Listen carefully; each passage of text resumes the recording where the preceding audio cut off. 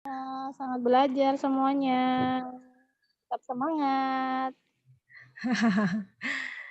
Oke, ya itu tadi Bunda Fitri membantu kita untuk mencari teman-teman yang belum masuk. Nah, kita akan mulai pembelajaran kita ya. Kita masuk di pembelajaran yang ke-8. Sebelum masuk di pelajaran 8, apakah kalian masih ingat pelajaran yang lalu? 2 minggu yang lalu kita bertemu di Zoom, masih ingat? Tentang apa? Yang kisahnya pada waktu itu diceritakan tentang bangsa Israel yang dikejar-kejar oleh tentara Mesir ya. Pada waktu itu bangsa Israel dikejar-kejar oleh tentara Mesir, di belakangnya ada tentara Mesir, di depannya ada laut Tiberau ya. Tapi Tuhan melepaskan mereka sehingga mereka bisa menyeberang dan selamat dari kejaran tentara Firaun. Lalu apa yang mereka lakukan? Mereka menari-nari bersyukur kepada Tuhan. Jadi minggu lalu kita belajar tentang bagaimana kita harus bersyukur senantiasa ya dalam segala kondisi keadaan. Seperti keadaan kita hari ini, waktu-waktu ini kita nggak bisa belajar di sekolah, harus di rumah, kemudian kita harus ingat jadwal-jadwal untuk Zoom, belajar, mengerjakan tugas di rumah ya, tidak didampingi langsung oleh Bapak Bunda setiap hari. Nah, walaupun keadaan seperti itu, tapi kita tetap harus bersyukur ya. Kenapa?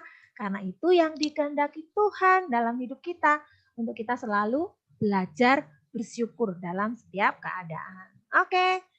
Sekarang kita masuk lanjut di pembelajaran berikutnya. Pelajaran 8 ini tentang apa ya? Yuk kita lihat dulu. Bunda akan share dulu PPT-nya. Nah, ini dia.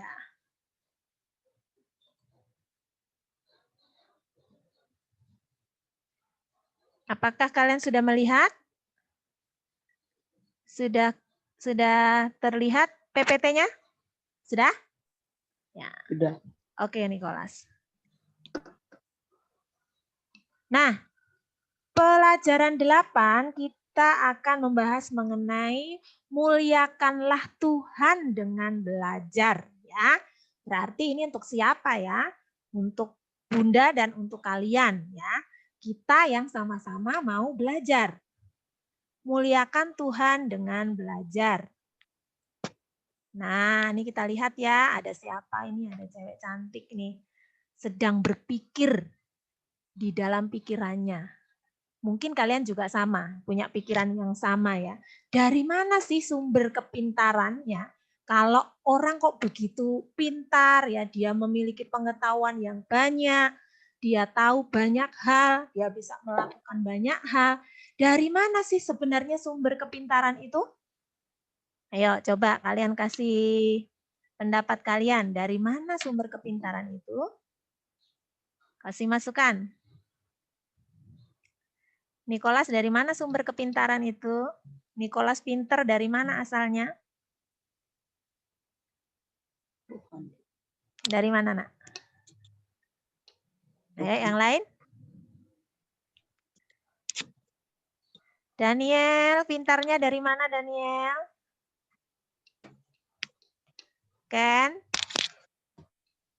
Dari mana asal kepintaran? Kasih dulu pendapatnya.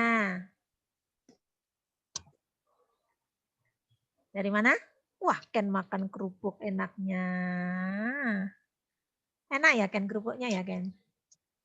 Kalau kerupuk asalnya dari beras ya, dari tepung. Kalau kepintaran dari mana asalnya? Sumber kepintaran. Mungkin sebagian orang dari mana? Siapa tadi? Otak. Hah? Otak bagian atas. Apa? Apa Daniel? Males ngulangin bon. Nggak kedengaran soalnya. Kenapa? Apa Daniel? Kamu Nina ngomong nggak jelas. Ayo yang jelas supaya yang lain dengar. Ya, mungkin orang berpikir pintar itu karena dia rajin belajar. Mungkin yang lain juga berpikir Oh, pintar itu karena keturunan papa mamanya orang-orang jenius. Jadi dia terlahir sudah pintar, gitu ya. Itu mungkin pendapat dari banyak orang ya, tapi nanti kita mau belajar ya sebenarnya dari mana sih sumber kepintaran. Lalu ini, nih cowok ganteng yang maskeran ini berpikir, apa saja yang dapat kamu lakukan untuk memperoleh ilmu dan keterampilan? Apa yang kamu lakukan tuh? Bisa punya ilmu dan keterampilan. Udah urutin aja deh biar semua ngomong. Dari Gavrila. Apa yang kamu lakukan Gavrila untuk memperoleh ilmu dan keterampilan? Apa? Dari mana sumber kepintaran? Belajar. Belajar, sumber kepintaran belajar. Sekarang apa yang dapat kamu lakukan untuk memperoleh ilmu dan keterampilan?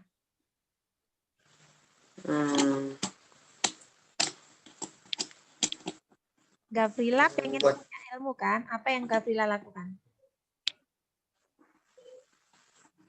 Belajar tadi ya? Oke. Belajar. Sekarang Jocelyn. Yang pertanyaan kedua Jocelyn. Apa saja yang dapat Jocelyn lakukan untuk memperoleh ilmu dan keterampilan? Halo, nge-like. Apa Jocelyn? Buka mic-nya.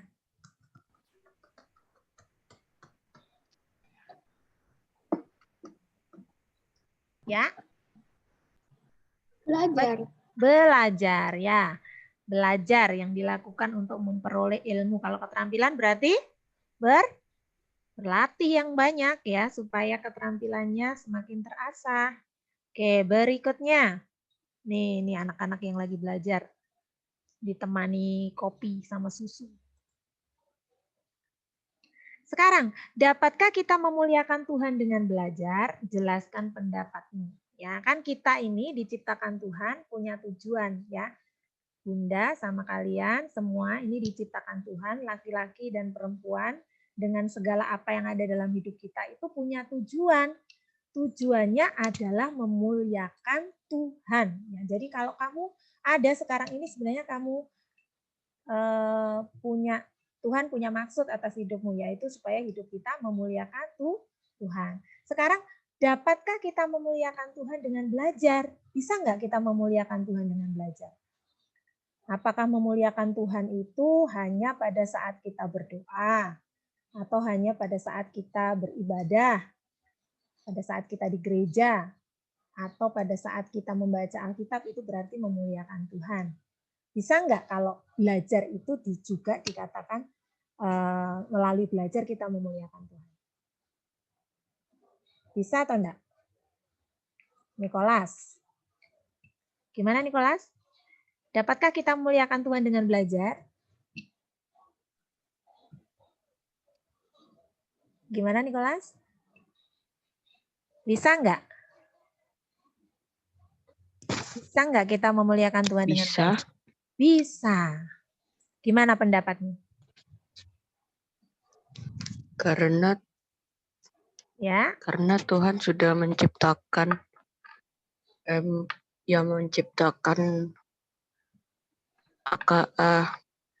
memberikan akal budi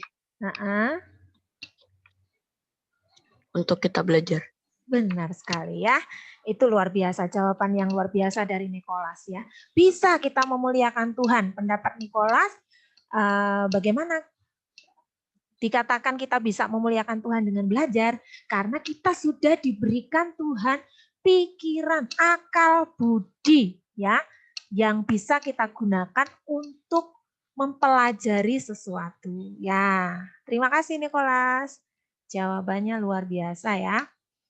Sekarang kita mau membuka Alkitab di dalam kitab Amsal 1 ayat 1 sampai 7.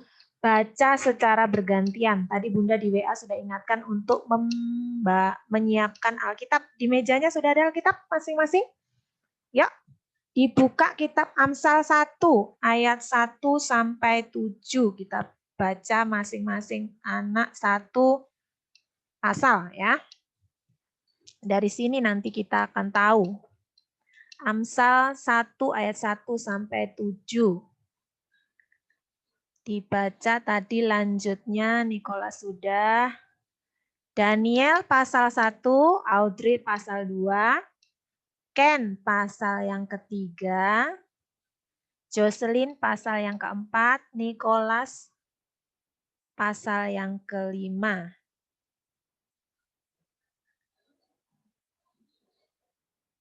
Gavrila pasal yang ke-6. Ayo silakan mulai dari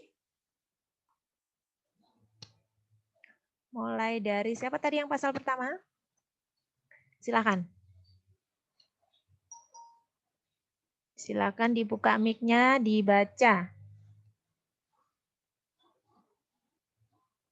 Yuk, pasal 1.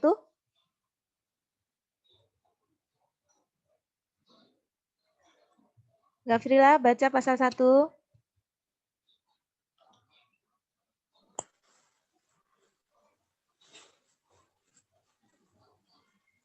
Silakan.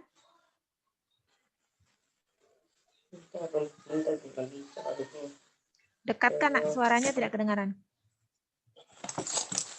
Lagi cari. Oh, lagi cari. Oke. Amsal itu sesudah Mazmur, Nak. Sebelum Kidung Agung. Di perjanjian mana? Lama atau baru? Perjanjian lama, sesudah kitab Mazmur, sebelum kitab Kidung Agung. Dah. Ya, silahkan. Ayat 1 ya. Ya, pasal 1 ayat 1. Amsal Salomo bin Daud, Raja Israel. Untuk mengetahui hikmat dan didikan, untuk mengerti kata-kata yang bermakna, Oke, untuk stop. menerima didikan. Gantian temannya, Nak. Pasal yang ketiga, silahkan. Daniel, ayo Daniel. Ada Alkitabmu enggak? Dan? Oh, Daniel. Serigalanya yang kamu kasih lihat. Danielnya mana? Daniel nggak ada Alkitabnya mungkin, masih cari. Audrey, silakan Audrey. Pasal yang ketiga. Untuk menerima didikan yang menjadi Agak dekat, Nak. Kurang kedengaran, Nak. Kurang kedengaran, Audrey. untuk menerima didikan yang menjadikan pandai, serta kebenaran, keadilan, dan kejujuran. Ya. Ken, pasal 4, Ken. Yang keras ya. Memberikan kecerdasan kepada orang yang tak berpengalaman dan pengetahuan serta kebijakan pada orang muda. Ya, terima kasih. Berikutnya. Habis Ken, Jocelyn ya? Jocelyn. Pasal yang ke-5. Baiklah orang bijak mendengar dan menambah ilmu, dan baiklah orang yang berpengertian memperoleh bahan pertimbangan. Ya, pasal 6. Bunda bacakan ya, 6-7. Untuk mengerti amsal dan ibarat perkataan dan teka-teki orang bijak. Takut akan Tuhan adalah permulaan pengetahuan, tetapi orang bodoh menghina hikmat dan didikan. Jadi anak-anak Bunda ketika kita mempelajari tentang dari mana sumber pengetahuan, kemudian bagaimana kita menggunakan pengetahuan yang Tuhan berikan dalam hidup kita, akal budi yang Tuhan berikan dalam hidup kita, dasarnya adalah di kitab ini, Amsal 1 ayat 1 sampai 7. Kita lihat dulu ya sebentar. Kitab Amsal. Penulis kitab Amsal adalah anak dari Raja Daud ya. Dan kita pelajari di bab-bab sebelumnya ya bahwa Amsal itu adalah anak dari seorang raja bernama Raja Daud yang pada akhirnya juga anak Raja Daud ini akan menggantikan ayahnya menjadi raja di Israel. Ia dikenal dengan raja yang bijaksana. Coba sambil dipikirkan dan diingat-ingat siapa dia ya. Ia tidak meminta kekayaan atau ketenaran kepada Tuhan. Tapi ketika Tuhan menawarkan sesuatu untuk diberikan kepada orang ini, justru dia meminta hikmat. Ya, bukan kekayaan yang dia minta, bukan ketenaran yang dia minta, tapi dia minta hikmat, kebijaksanaan dari Tuhan. Nah, siapa dia? Ayo, siapa yang tahu? Siapa orang ini yang dimaksud? Salomo. Salomo, benar nggak ya? Coba kita lihat. Iya, benar sekali Jocelyn. Jadi orang ini adalah Salomo. Ya, Salomo ini adalah anak Raja Daud, seorang raja yang dikenal dengan sangat bijaksana. Ya, kita cek dulu apakah cerita Bunda tadi benar atau salah. Kita buka di 1 Raja-Raja 3 ayat 5 sampai 10. Ya, tahu nggak raja-raja di mana? Kitab 1 Raja-Raja itu ada di Perjanjian Lama ya. Sebelum kitab Tawarik ada 1 Raja-Raja. Cari nomor besarnya 3, pasal 3. Nomor kecil-kecilnya atau ayatnya 5 sampai 10. Satu orang aja yang baca, yang sudah dapat silahkan dibaca. Ada yang sudah dapat? Kafrila sudah dapat? Sudah. Sudah, boleh dibaca nak. Semuanya 5 ayat.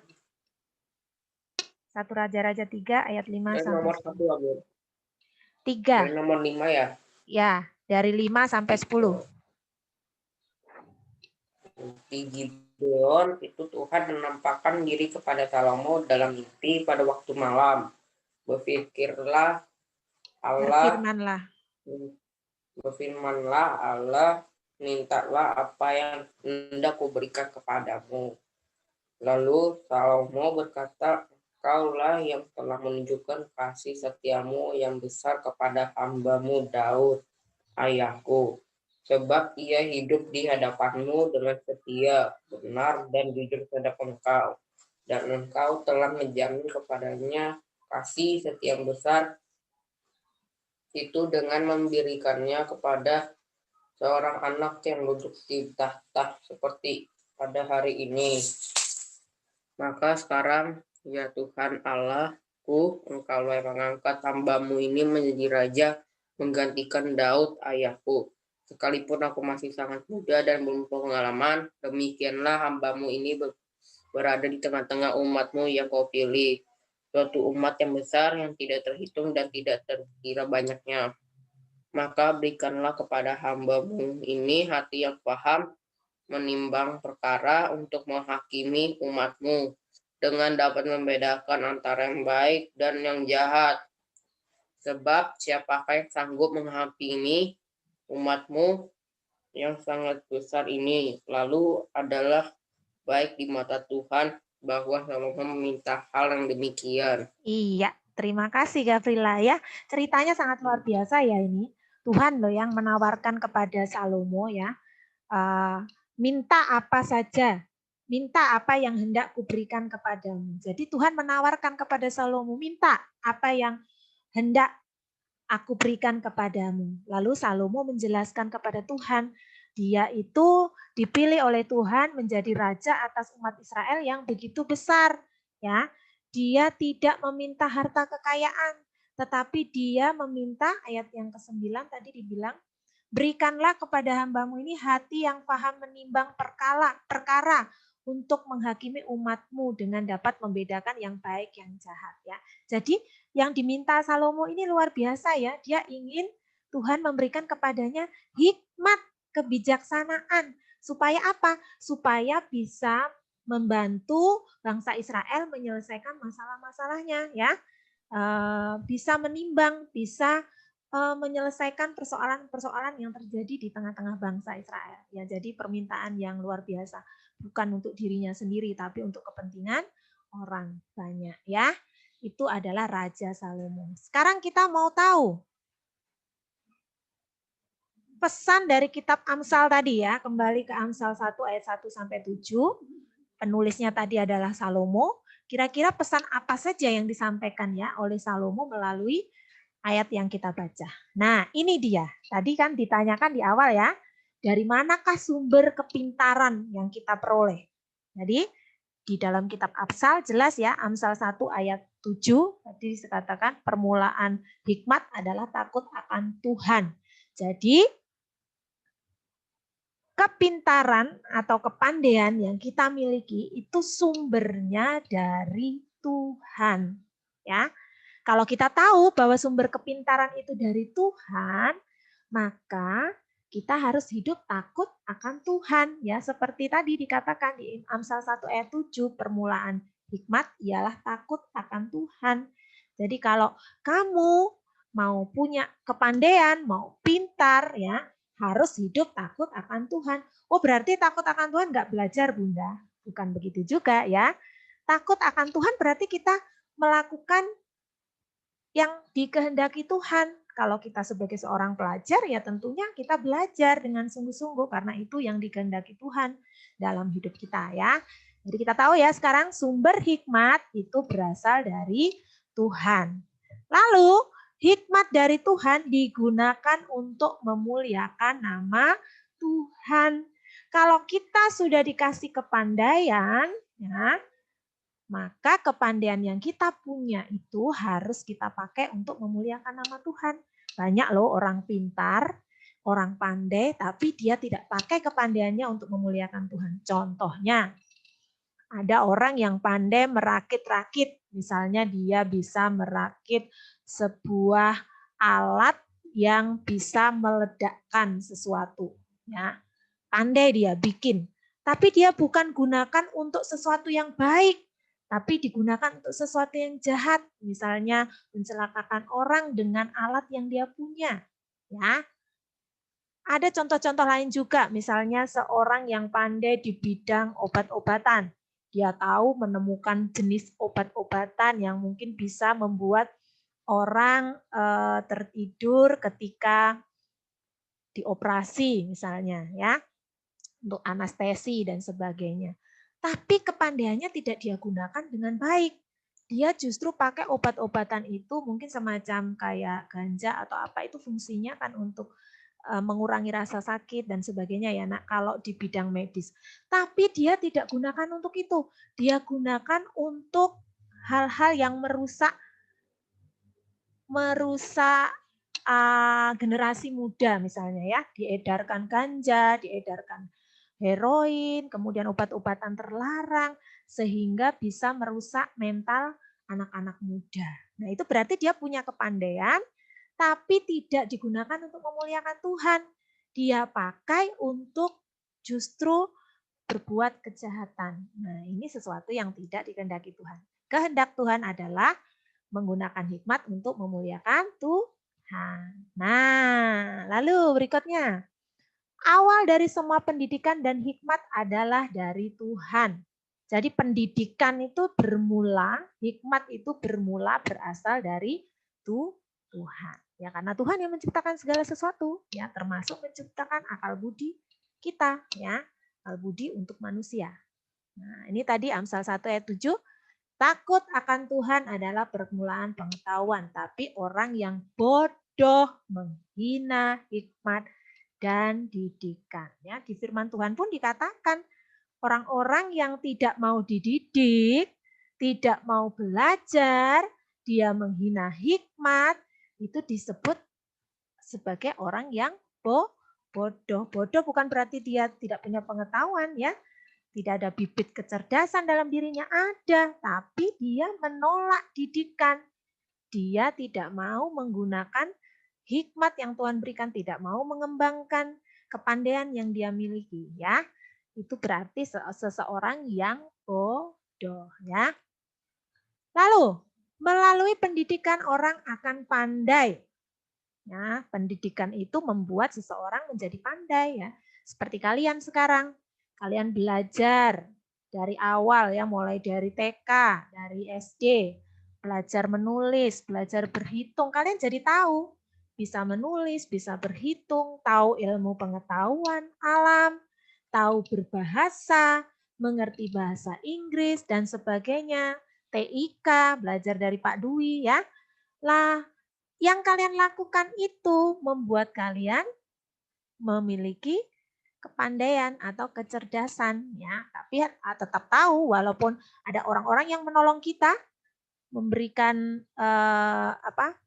membimbing kita dalam kita memiliki ilmu, tetapi kita tahu bahwa sumber dari semua itu adalah Tuhan, ya. Oke, kita lanjutkan. Sekarang kita mau memahami belajar sebagai cara memuliakan Tuhan. Tadi dijawab oleh Nicholas ya. Bagaimana bisa disebut belajar itu sebagai cara memuliakan Tuhan. Ternyata melalui belajar kita juga bisa memuliakan Tuhan loh. Bukan hanya pada saat kita bernyanyi, berdoa, dan membaca Alkitab itu kita memuliakan Tuhan. Tetapi melalui belajar kita juga memuliakan Tuhan. Nah, ini kita diskusi lagi. Gantian yang ngomong ya. Kita diskusi lagi. Tadi sudah Nicholas Gavrila sudah jawab. Berikutnya, mengapa orang perlu belajar selama hidupnya? Selama hidupnya itu berarti tidak hanya pada masa dia bersekolah ya atau berpendidikan. Dari SD, dari TK sampai perguruan tinggi. Selama hidupnya itu berarti sampai tua, orang perlu belajar. Sekarang pertanyaannya, mengapa orang perlu belajar selama hidup? Siapa yang belum jawab? Yang belum memberi pendapat? Silakan. Ayo. Suara Bunda nggak kedengaran ya? Dengaran kan? Silakan. Daniel, ayo. Mengapa orang perlu belajar selama hidupnya? Coba kedengaran ya. Ya Daniel, silakan Daniel. Yuk. Biar enggak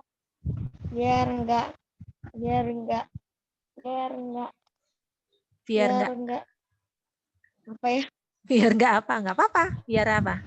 Biar pintar. Biar enggak lupa pelajaran. Ya, terima kasih Daniel. Orang perlu belajar selama hidupnya biar enggak lupa pelajaran ya. Berarti mama-mama kalian mengajari kalian ya supaya enggak lupa ya pelajaran. Boleh. Yang lain? Kenapa sih kok perlu belajar selama hidupnya? Nenek-nenek kok juga perlu belajar. Untuk apa? Biar nggak pincang kalau jalan. Biar nggak pincang kalau jalan. Punya pengetahuan ya. Cara jalan yang baik. Nggak ada hubungannya Daniel. Ayo Nicholas, apa Nicholas? Mengapa orang perlu belajar selama hidup? Supaya akal budi yang Tuhan berikan tidak sia-sia. Wih, bagus banget ini jawabannya. Supaya akal budi yang Tuhan berikan tidak sia-sia. Boleh. Ayo, bagus. Yang lain? Satu lagi cewek-cewek nih, mana nih suaranya nih? Anak perempuan. Jocelyn, ayo Jocelyn. Mengapa Jocelyn? Orang perlu belajar selama hidupnya. Ayo nak, kasih pendapatnya nak. Jocelyn, buka mic-nya. Hilang malahan. Ya. Apa nak? Apa Jocelyn? Mengapa orang perlu belajar selama hidupnya? Ya, tadi sudah dijawab ya sama... Ya, Jocelyn silakan. Untuk mengetahui suatu pelajaran lebih dalam. Untuk mengetahui suatu pelajaran lebih dalam. Boleh ya. Nah, ini jawaban-jawaban yang dari kalian ya. Terima kasih ya. Ini Bunda akan kasih beberapa masukan ya. Mungkin ada pendapat orang lain yang seperti ini. Nah, mengapa orang perlu belajar selama hidupnya? Agar dapat mengasah kemampuan akal budinya ya. Tadi yang dikatakan Daniel tadi ya. Untuk mengasah kemampuan supaya nggak lupa apa yang pernah dia pelajari, boleh ya. Biasanya kalau pengetahuan itu tidak diasah, itu bisa lupa ya, bisa terpendam ya, bisa nggak digunakan, jadi tidak bermanfaat. Jadi perlu untuk belajar. Kemudian dengan belajar itu mempersiapkan masa depan, ini bagi yang masih usia sekolah seperti kalian ya. Belajar yang kalian lakukan hari-hari ini itu sebenarnya adalah mempersiapkan kalian untuk masa depan kalian nanti ya.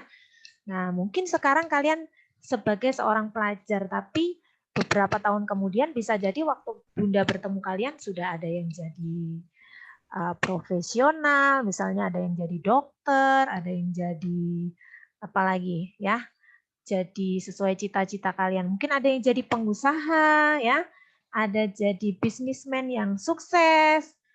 Nah, itu tidak serta-merta didapat begitu saja ya. Itu mereka semua orang yang berhasil, kalian-kalian yang nanti berhasil itu karena ada persiapan dari sekarang, yaitu belajar ya, menempuh pendidikan, berarti itu mempersiapkan kalian untuk masa depan kalian.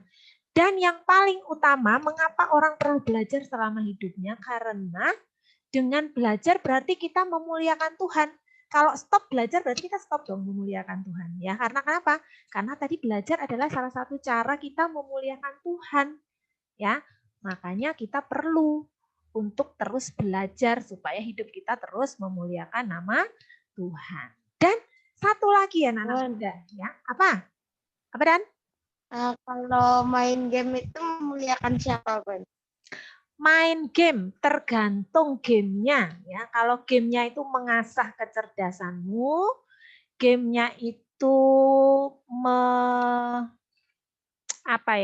membuat kalian itu jadi punya strategi yang baik, kemudian dari situ kamu belajar, berarti itu masih baik ya. Tetapi kalau gamesnya itu game yang sangat menguras waktu kalian, kemudian kalian jadi tidak bisa berdoa, jadi tidak bisa belajar, fokus ke situ ya, lalu kalian jadi kecanduan dengan game itu, berarti itu tidak berguna ya, tidak memuliakan Tuhan.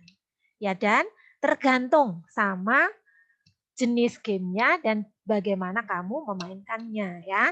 Kalau kamu memainkan dengan bijaksana, tahu waktu ya, tidak melalaikan tugas-tugasmu, ya masih baik saja itu untuk kamu bisa refreshing dan bisa mengasah kecerdasan ya. Dan sudah Dan? Ada lagi yang mau ditanyakan Daniel? Kalau tidak ada, Bunda lanjutkan ya. Satu lagi tadi, mengapa orang perlu belajar? Karena belajar itu anugerah dari Tuhan. Ya, kenapa anugerah? Banyak orang lain nggak bisa belajar. Kalian bisa belajar nih ya, bisa duduk, Zoom, ya belajar dengan bunda-bundanya. Ada orang lain nggak bisa belajar, kenapa? Karena nggak punya biaya, kemudian tinggal jauh terpencil, ya jauh dari sekolah, jauh dari fasilitas yang bisa membawa dia untuk belajar. Jadi kalau kalian bisa belajar hari ini itu adalah anugerah. Ya, harus bersyukur, terima kasih sama Tuhan ya. Jadi kamu perlu untuk belajar. Lalu yang kedua, jelaskan dengan kata-katamu sendiri apa yang disebut dengan belajar. Sekarang menurut kalian, apa itu belajar? Agak sabar-sabar ya, jaringannya agak-agak lelet. Dengar suara Bunda? Masih dengar suara Bunda? Masih dengar suara Bunda? Masih ya? Jelaskan dengan kata-katamu sendiri, apa yang disebut dengan belajar. Audrey, ayo Audrey. Mana Audrey suaranya hari ini? Audrey. Apa Audrey yang dimaksud dengan belajar? Belajar itu apa, Nak? Belajar itu mengasah otak. Dekatkan mic-nya, Nak, nggak kedengaran.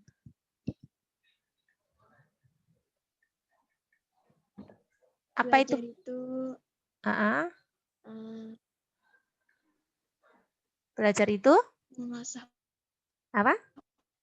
otak. Apa, Nak? Dekat-dekat, Nak. Audrey sakit? Sehat kan?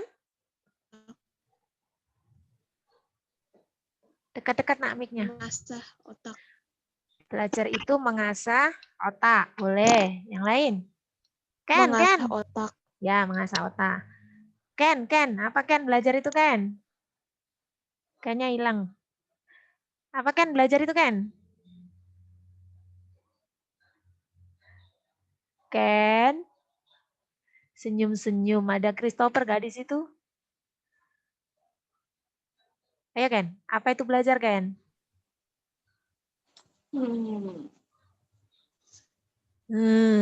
Apa belajar?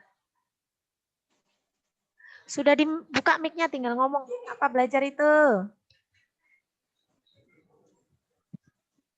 Untuk Ken. menjadi pintar. Belajar untuk menjadi pintar boleh ya. Pendapat kalian belajar. Belajar itu usaha untuk mengetahui, memahami, melakukan sesuatu yang baru ya. Kalau kita belajar itu berarti itu kan sesuatu yang tidak kita tahu sebelumnya, yang kita tidak paham sebelumnya, yang kita belum bisa melakukan sebelumnya, maka kita belajar. Jadi dalam belajar itu harus ada perubahan ya nak ya. Kalau kita belajar berarti harus ada perubahan. Yang dulunya nggak bisa baca harus bisa baca. Yang dulunya nggak rajin baca Alkitab, karena kita sudah belajar membaca Alkitab, rajin membaca Alkitab.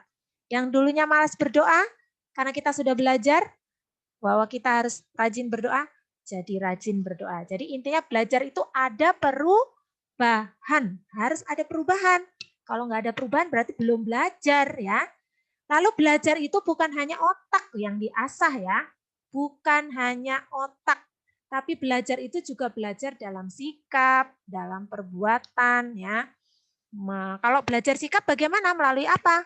Bisa melalui bapak bunda, orang tua memberitahukan kepada kita hal-hal yang baik, yang tidak baik, yang boleh, tidak boleh. Bisa juga melihat perbuatan orang lain. Dari orang lain lakukan itu kita bisa belajar. Oh, ternyata kalau mulutnya maki-maki orang tua itu tidak sopan ya. Nah, kita lihat orang, ih kasihan ya, kok anak itu kayak gitu ya, mulutnya dia maki-maki orang tua. Apa Dan? Apa Dan? Derhaka, Bun. Hah?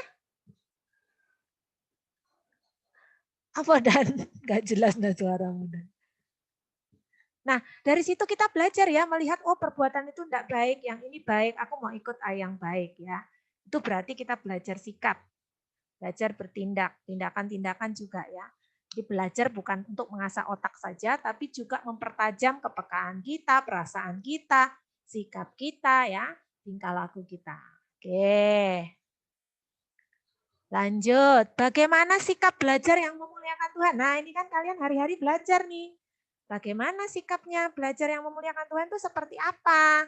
Contohnya, nah siapa ya yang jawab ya? Gavrila, yuk. Bagaimana sikap belajar yang memuliakan Tuhan, Gavrila? Contohnya.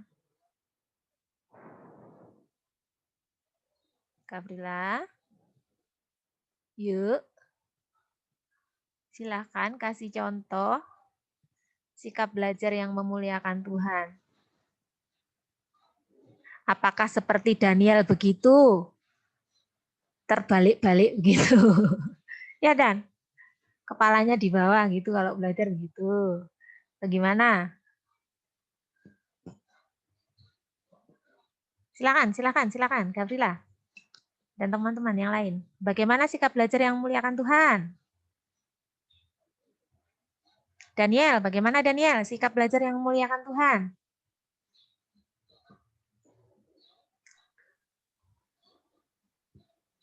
Gimana Dan? Ya? Sikap belajar yang memuliakan Tuhan. Mana? Kalau nggak memuliakan Tuhan tuh contohnya nyontek, nggak sungguh-sungguh, suka ngeluh, ya, terus gampang menyerah. Nah itu contoh-contoh belajar yang nggak memuliakan Tuhan. Kalau belajar yang memuliakan Tuhan bagaimana berarti? Gimana? Dan? Nggak nyontek. Nggak nyontek. Benar. Terus? Apa Gavrila? Tambahin lagi. Nicholas.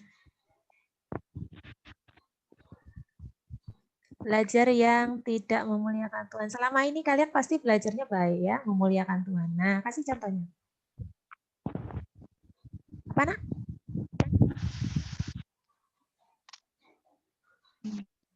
Ayo, Nicholas. Bisa kasih contoh, Nicholas? Belajar yang Sudah memuliakan. saya chat, Pon. Apa? Sudah saya chat, Pon. Sudah dicek, dicat mana? Sabar. Udah nggak bisa lihat.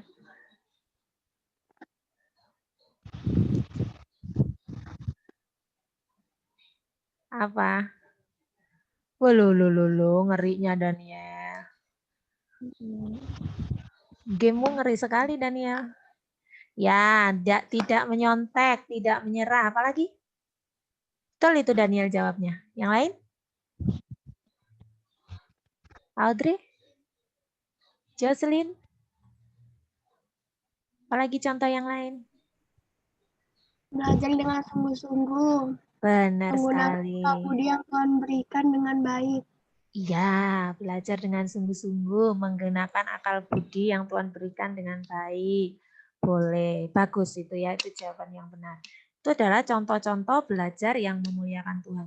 Tekun, sungguh-sungguh, tidak mudah menyerah, fokus, ya, tidak suka mengeluh, optimis, ya, tidak dikit-dikit, nggak bisa Bunda, nggak bisa Bapak, ya itu berarti mudah menyerah, ya. Tapi optimis, saya pasti bisa, ya. Mau cari tahu di buku, cari tahu, tanya sama orang tua, tanya sama bapak bunda, ya itu. Optimis, mau berusaha, punya daya juang yang tinggi. Itu adalah contoh-contoh belajar yang memuliakan Tuhan. Dan satu, harus JUJUR, ya. Jujur. Jujur ya. Kalau di-share Bunda Fitri, PTS misalnya, atau PAS, sudah dikasih tahu untuk mengerjakan sendiri. Tidak boleh nyontek. Nah, kita kalau contoh seorang yang belajar, yang memuliakan Tuhan, berarti dia akan jujur. Nah, dia mengerjakannya sendiri. Tidak nyontek. Kenapa? Karena dia takut akan Tuhan ya. Oke. Lalu apa manfaat belajar dalam sepanjang kehidupan? Pasti banyak ya manfaat belajar dalam sepanjang kehidupan kita ya. Banyak sekali tadi, selain kemampuan kita bertambah, kecerdasan kita bertambah, ya. Otak kita jadi tidak tumpul ya kalau kita terus belajar. Lalu pasti ada hal-hal baik, perubahan-perubahan dalam hidup kita kalau kita mau belajar ya. Oke. Kita lanjut. Belajar dan memuliakan Tuhan. Nah, ini sekarang pertanyaannya, kapan manusia belajar? Kapan manusia belajar? Ada yang bilang manusia itu belajar mulai usia masuk sekolah ya. Waktu masuk TK sampai tua. Benar nggak belajar itu? Sampai tua itu sampai dia sudah nggak bisa lihat lagi, nggak bisa lihat tulisan, nggak bisa baca. Apa seperti itu? Kita lihat. Tetot. Ternyata tidak ya. Belajar itu adalah proses yang terjadi sejak lahir sampai mati. Bukan dimulai pada saat dia masuk sekolah, enggak. Tapi mulai dari dalam kandungan sampai masuk liang kubur. Ya, itu orang belajar. Ya, ada istilah dalam bahasa Inggris, from womb to tomb. Ya, jadi sejak dari rahim ibu hingga ke rahim bumi atau ke liang kubur itu manusia belajar. Kok bisa sih bayi belajar? Dalam kandungan kok bisa belajar? Belajar dia ya nak. Belajar untuk dari mana nutrisi dia dapat ya. Kemudian pokoknya dari dalam kandungan itu seorang janin, anak itu sudah belajar ya sampai orang tua, sampai mau mati ya, tetap belajar. Jadi belajar itu adalah proses yang terjadi sepanjang hidup, terus-menerus, tidak berhenti ya, tidak stop. Nah ini ya, jadi tidak ada kata terlambat untuk belajar. Wah saya sudah tua, nggak mau belajar. Enggak ya, tidak ada kata terlambat untuk belajar. Dari kecil, dari dalam kandungan sampai kita dipanggil Tuhan ya. Oke, selanjutnya belajar dapat dilakukan dengan cara apa saja? Nah, ini dia, belajar dapat dilakukan dengan cara satu, bersekolah seperti yang kalian lakukan hari ini. Dengan cara apa lagi? Membaca, banyak membaca buku ya Daniel. Jadi baca, buka HP-nya bukan hanya untuk main game, tapi baca-baca ilmu pengetahuan ya, hal-hal yang baru, yang berguna tentunya. Lalu dengan menulis itu kalian belajar nak, ya menulis itu juga belajar loh, menuangkan pikiran kalian, ide-ide kalian, misalnya anak-anak tertentu yang nggak suka ngomong, ya nggak suka cerita, dia bisa nulis, dia tuangkan pikirannya, perasaannya lewat tulisan, ya itu akan mengasah pengetahuan berbahasa kamu sebenarnya melalui menulis ya.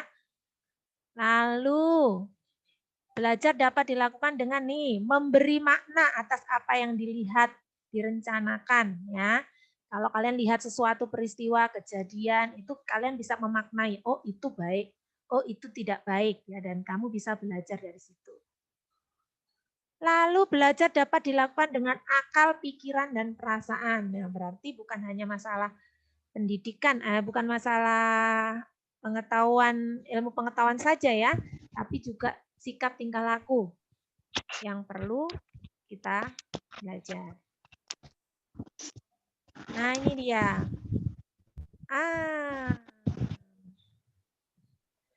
Sudah terbang duluan dia. Mundur dulu.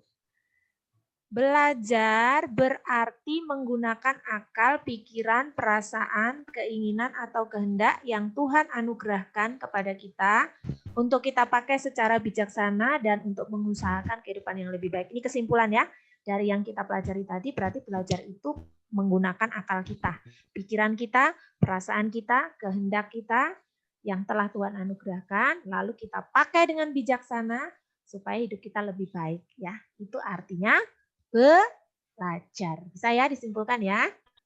Belajar berarti menggunakan akal, pikiran, perasaan, kehendak yang sudah Tuhan berikan, yang kita pakai dengan bijaksana untuk hidup yang lebih baik. Itu adalah pengertian belajar.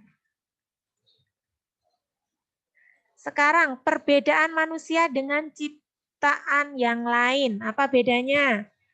Daniel dengan serigala yang dipajang di situ. Apa bedanya? Ada perbedaannya ya. Antara manusia dengan makhluk ciptaan Tuhan yang lain. Nah ini dia, ini manusia, Adam dan Hawa. Ini makhluk ciptaan Tuhan yang lain ya. Ada gajah dan ada macam-macam ini makhluk hewan yang lain ya. Apa bedanya? Perbedaannya adalah ya manusia. Ya Jocelyn? Ya Jocelyn tadi sudah jawab. Manusia punya akal budi, dan pikiran. Sedangkan makhluk lain tidak punya akal budi. Ya, makanya kamu bisa lihat manusia kalau buang air kecil, buang air besar, dia lari ke toilet, ya, bersembunyi, tidak mau dilihat orang lain, karena dia punya pikiran dan akal, malu, ya. Tapi kalau anjing, kucing, dia mau buang air kecil, buang air besar, sembarangan dia ya, di mana-mana di jalan dia. Kenapa? Karena dia nggak punya akal budi, nggak punya pikiran, ya. Itu perbedaan kita dengan makhluk ciptaan lain. Bun, kok di situ ada saya, Bun? Ada siapa? Ada siapa, Nah, Dan? itu saya, Bun. Hah? Apa, Dan? Tadi saya, Bun. Ada apa? Kagak. Daniel nih ngomongnya nggak jelas, nggak kedengaran. Nah ini siapa nih? Orang kulit hitam. Kamu lihat nih. Kalau dilihat sih mukanya biasa-biasa saja ya. Yang dipakai juga bajunya biasa-biasa saja. Tapi tahu nggak kamu siapa dia? Dia ini adalah seorang inovator, insinyur, penulis. Ya. Di usia yang ke-31 tahun. Ada? Ada. Kenapa? Keluarkah? Terkeluarkah? Oh, tapi bisa ini dia? Yang nggak masuk Sally. Sally sama Marsha. Ya, thank you Bunda Fitri. Oh, Gabriela mati lampu kah tempatmu nak? Gabriela mati lampu. Tapi aman mas internetmu ya? Aman, oh puji Tuhan. Ya.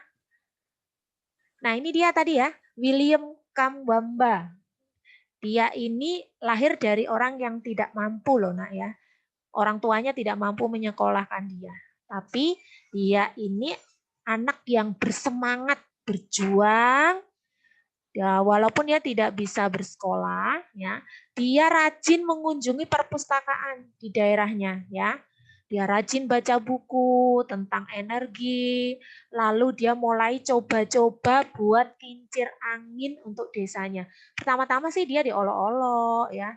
Dianggap apa sih anak-anak ini kok bikin-bikin sesuatu. Nah, tapi dia punya cita-cita, dia membayangkan bahwa desanya itu nanti akan ada listrik, ya karena sebelumnya nggak ada listrik, mereka pakai manual itu ya, pakai yang dari bahan bakar itu ya, bukan lampu listrik ya, dan dia punya cita-cita pengen di desanya itu ada listrik, jadi dia baca buku, rajin belajar, walaupun dia nggak sekolah tapi dia semangat, dia mau ciptakan sesuatu untuk kepentingan desanya, dan pada akhirnya dari apa yang dia baca, dia coba-coba, lalu dia membangun kincir angin di desanya.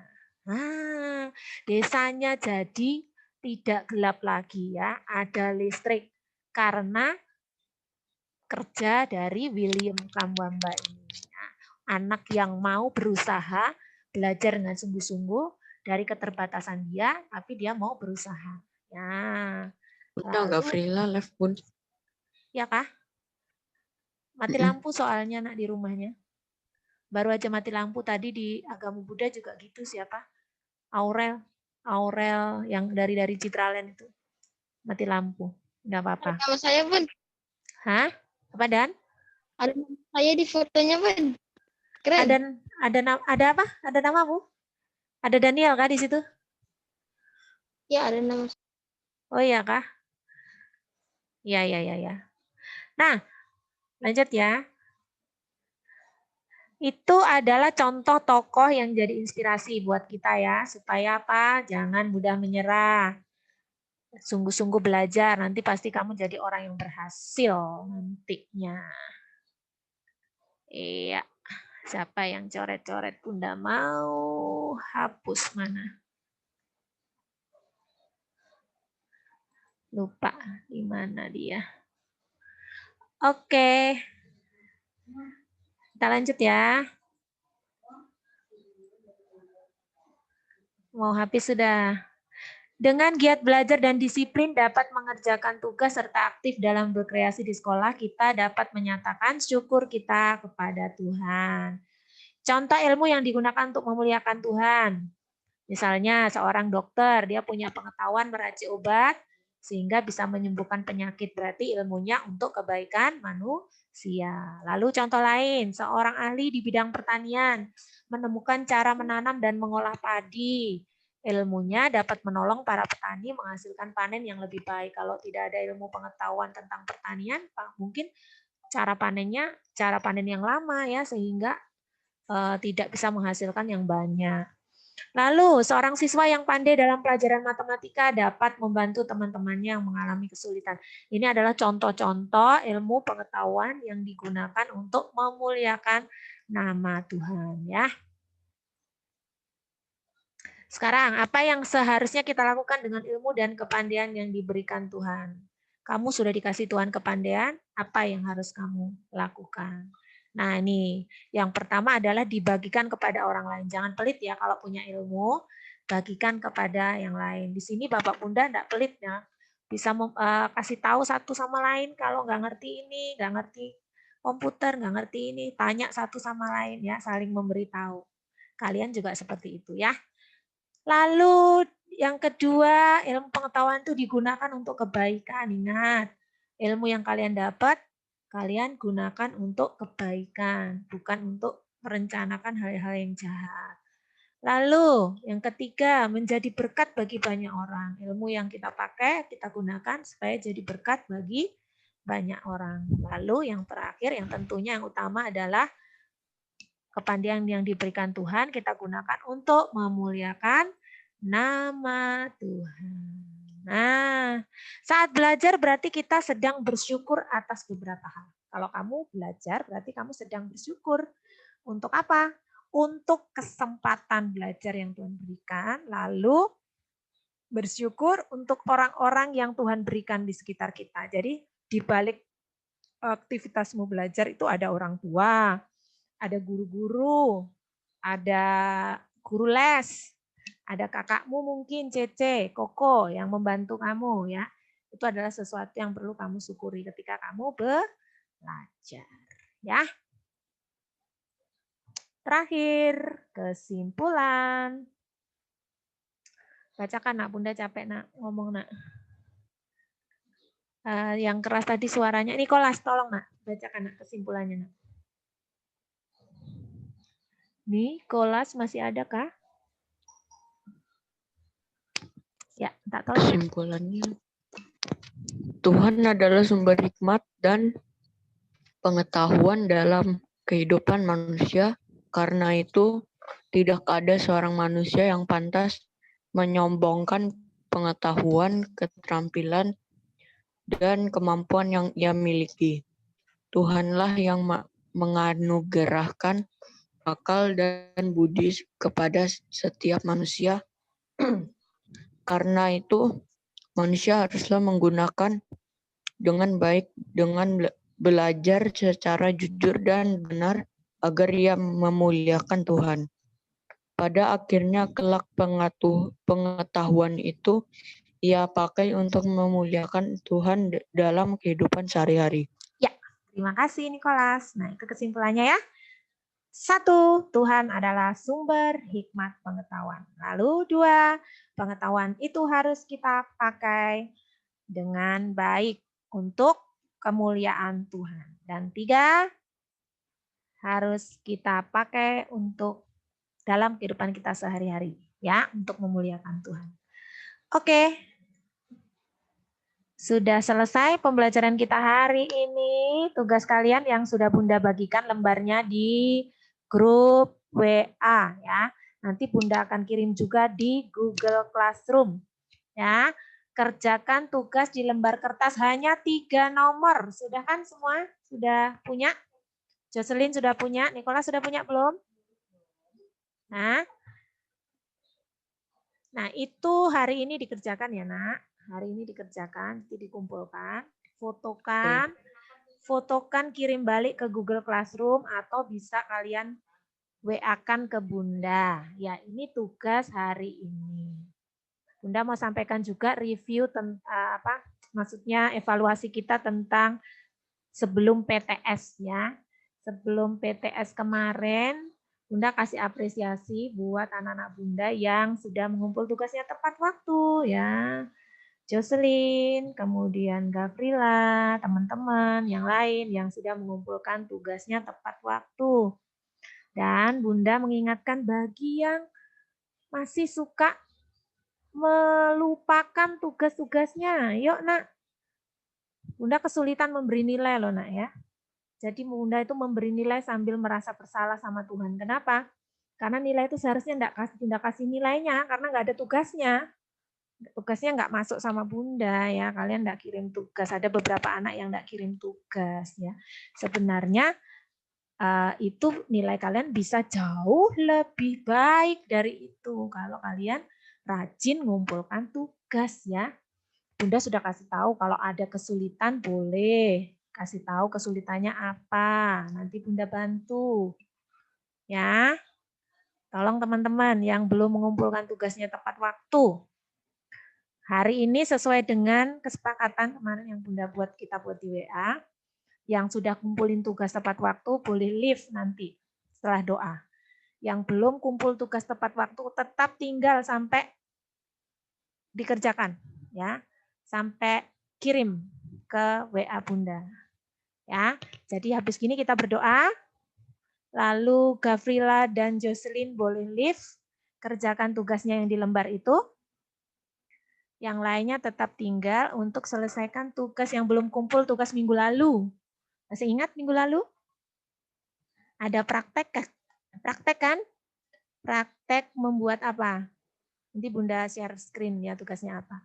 Sama kemarin contoh mengucap syukur di dalam keadaan yang baik dan contoh mengucap syukur dalam keadaan tidak baik. Kan ada 2 tugas yang kalian lupakan ya. 2 kali. Sudah ada 2 kali tugas yang lengkap baru Jocelyn dan Gavrila ya, yang lainnya belum lengkap. Jadi yang lainnya nanti masih tinggal di Zoom. Oke? Kita berdoa dulu. Hari ini tadi yang berdoa Nicholas. Silahkan Nicholas. Tutup dalam doa lalu kita ucapkan pengakuan iman rasuli bersama-sama ya. Teman-teman. Ya, silakan. Teman-teman, mari kita berdoa. Tuhan Yesus, pada pagi hari ini Tuhan kami telah selesai belajar Tuhan.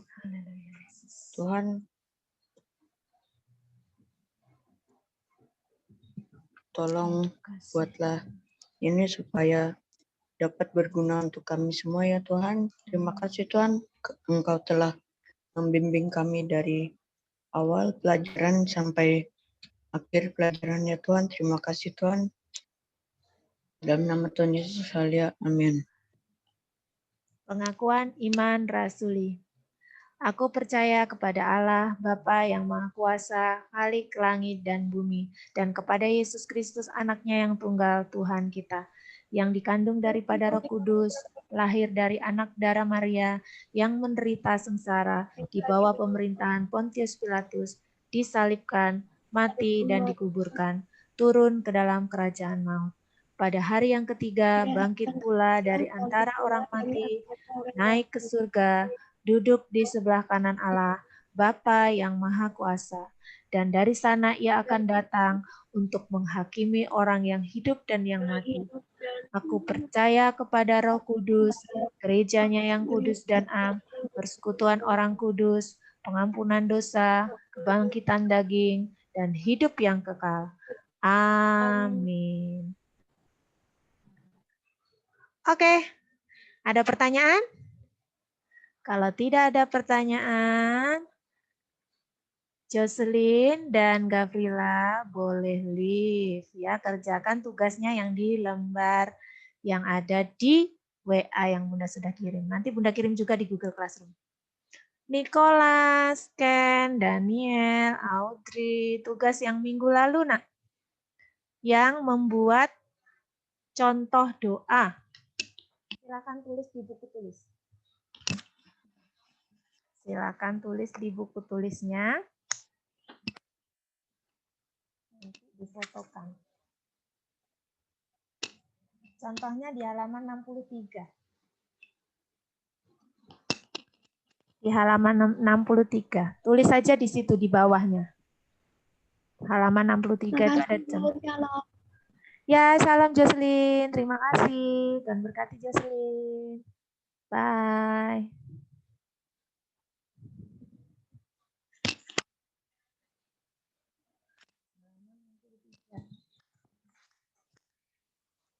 Contoh Tulisnya di bawahnya situ aja nak. Ada kolomnya masih sisa kan? Satu-satu aja kok. Contohnya satu-satu aja. Contoh bersyukur saat senang. Lalu satu lagi contoh bersyukur saat susah. Jadi bentuknya seperti doa. Satu-satu aja kan? Bu? Ya, Satu-satu aja kan? ya satu-satu aja Audrey. Satu-satu aja. Daniel kemana nih Daniel?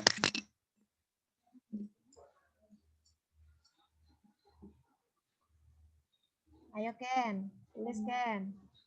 Di buku paketmu halaman 63.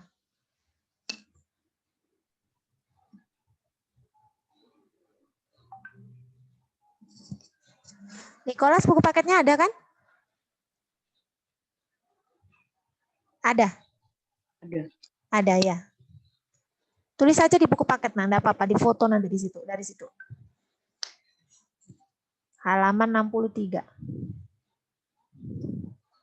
Ken, halaman 63 Ken. Satu aja. Satu-satu ya. Contoh bersyukur saat senang 1. Contoh bersyukur saat sedih 1.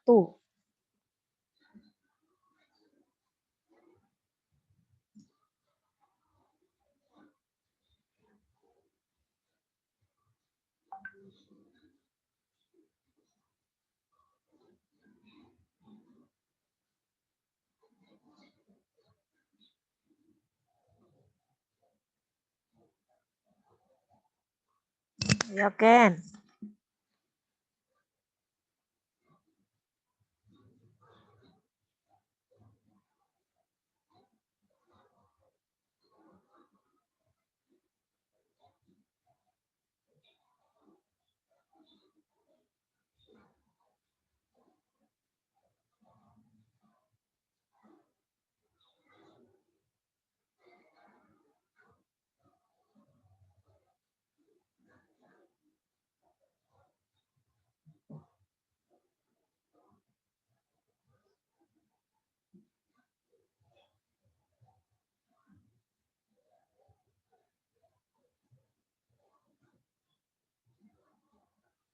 Ini bisa pengalamanmu di rumah, di sekolah, atau di masyarakat ya. Maksudnya kejadian-kejadian yang pernah kamu alami, kejadian-kejadian yang membuat hatimu senang, kamu bersyukur. Satunya kejadian-kejadian yang kamu alami yang membuat hatimu sedih. Misalnya ada anggota keluarga yang meninggal, atau pekerjaan orang tua mengalami masalah, atau nilaimu jelek.